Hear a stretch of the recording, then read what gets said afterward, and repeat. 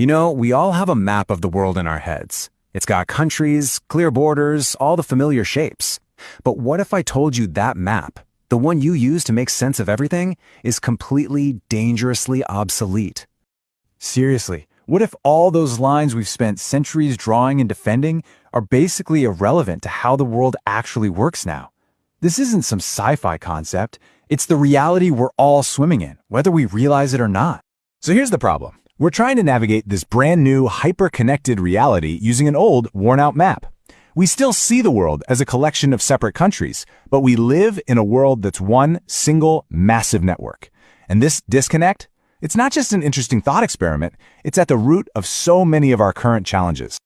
Let's just put it bluntly. Our world map is wrong. It's a fossil. It doesn't show us the world as it truly is. And the craziest part? This isn't a new revelation. Some of the smartest sociologists out there saw this coming a long, long time ago.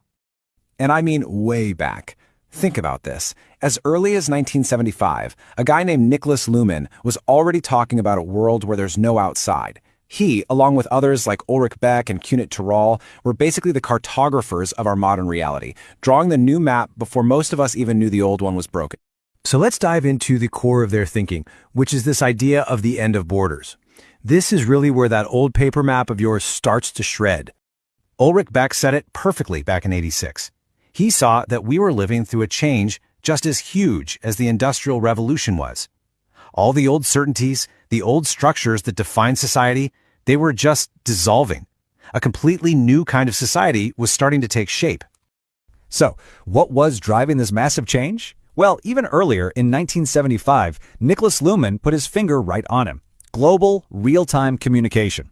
I mean, think about it. When a tweet, a financial crisis, or a new idea can zap around the entire planet in less than a second, what does a line on a map even mean anymore? For communication, there's no over there. It's all just here. It's all one system. So, this radical new reality, a society with no outside, it needed a name. And the thinkers who first identified it gave it one.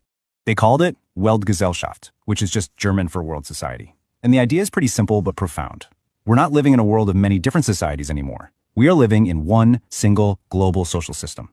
Our economies, our cultures, our biggest problems, they're all interconnected. A decision made in one place can cause ripples everywhere else, instantly. Okay, so this was a really powerful theory, but how did it break out of academia and become, well, our everyday lives? The answer, as you might guess, was technology. This is incredible. In 1994, before most people were even really online, Kunit Terral saw exactly where this was all headed. He said that once all our media became digital and connected,